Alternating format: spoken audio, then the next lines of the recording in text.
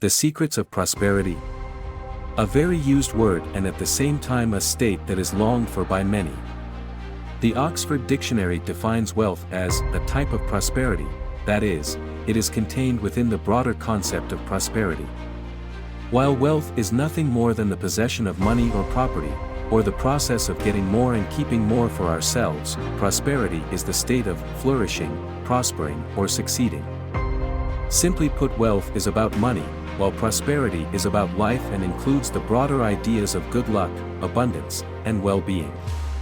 John Wesley, the great religious reformer, said, "Do all you can, save all you can, give all you can." Andrew Carnegie, perhaps the most famous philanthropist in history and founder of thousands of free libraries, remarked, "No man becomes rich unless he makes others rich." More recently, the authors of Millionaire in a Minute gave us a similar credo: I make millions. I make millions. I invest millions. I give millions. On this channel we celebrate the act of creating wealth, but we also recognize the joy of giving.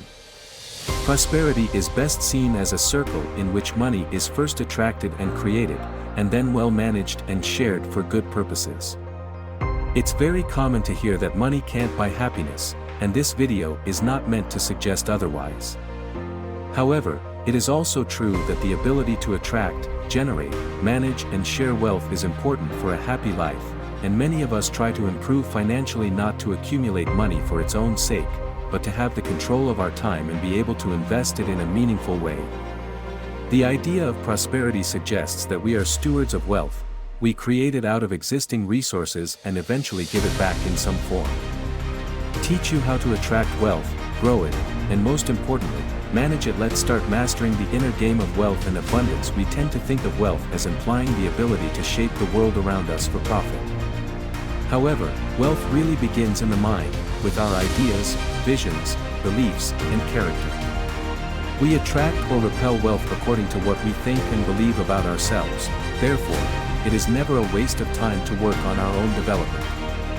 Aristotle said, "The hardest victory is the victory over oneself."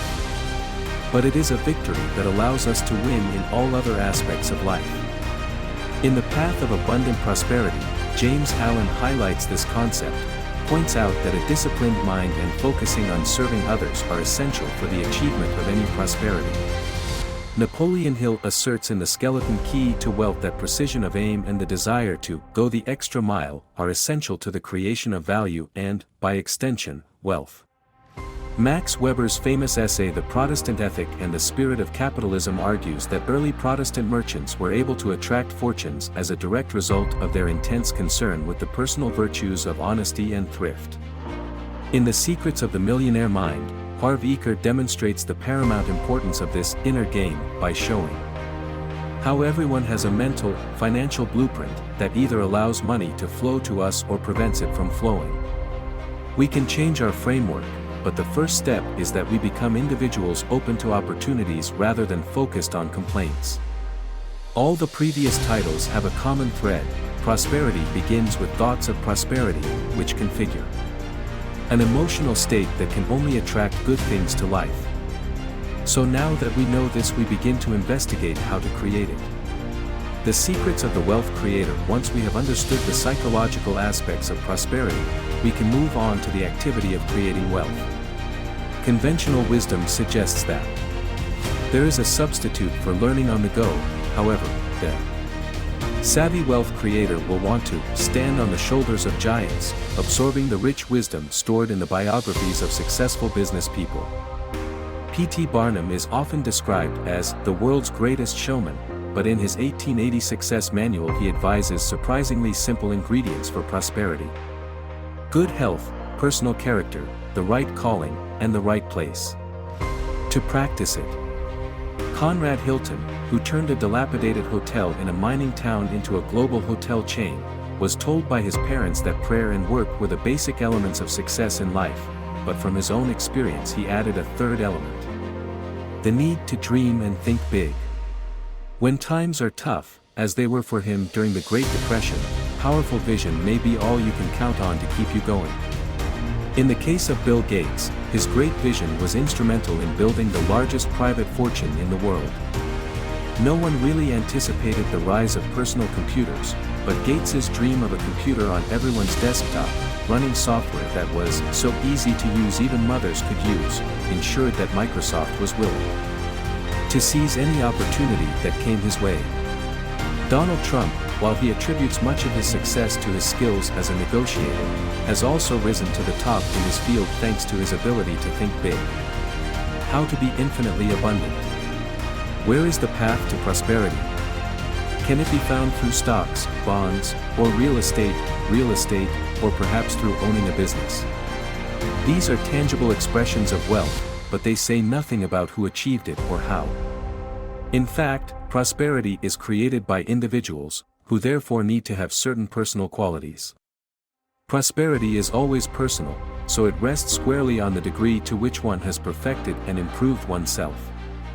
While it is possible for anyone to become rich, being happily prosperous suggests that one has inner peace in addition to monetary wealth. Amend your heart and you will amend your life. Lust, hatred, anger, vanity, pride, greed, self-indulgence, selfishness, obstinacy. All these are poverty and weakness, while love, purity, gentleness, meekness, compassion, generosity, self-forgetfulness, and self-renunciation are all wealth and power. Whatever your position in life, before you can aspire to any degree of success, usefulness, and power, you must learn to focus your thought forces through the cultivation of tranquility and repose. You say that you are chained by circumstances, you clamor for better opportunities, for a broader field of action, for better physical conditions, and perhaps inside you curse the fate that ties you hand and foot. It is for you that I make this video, it is you I am speaking to. I know this path seems barren at first. But if you commit to walking it, you will be surprised by the magical changes that will take place in your life. In short, you will only achieve true prosperity when you have disciplined your mind. Paradoxically, wealth and happiness come more easily to those who forget themselves in their service to others. If you are happy, it is because you are thinking happy thoughts. If you are unhappy, it is because of your thoughts of discouragement. Do you want kindness? Be nice. Do you ask for honesty? Be honest. What you give of yourself is what you find, your world is a reflection of you. Stop complaining, because the more you complain, the more the chains that bind you will tighten.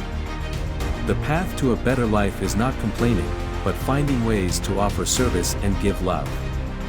If you are not totally satisfied with your current circumstances, the secret of your liberation is to make the best of what you have now. You cannot move on to something better without having fulfilled what is expected of you in your current position. If you are living in poor accommodation or overcrowded conditions, keep your space spotlessly clean and make it as welcoming as possible. This simple effort will attract the home you deserve. If you're suffering from a terrible boss, absorb their negative feedback and view the situation as an opportunity to practice patience and self-control. In time it will be you who will be strong, mentally and spiritually. Get rid of the delusion that you are being hurt or oppressed by another. Really, only what is inside of you hurts you. There is no practice more degrading and destroying the soul than that of self-pity.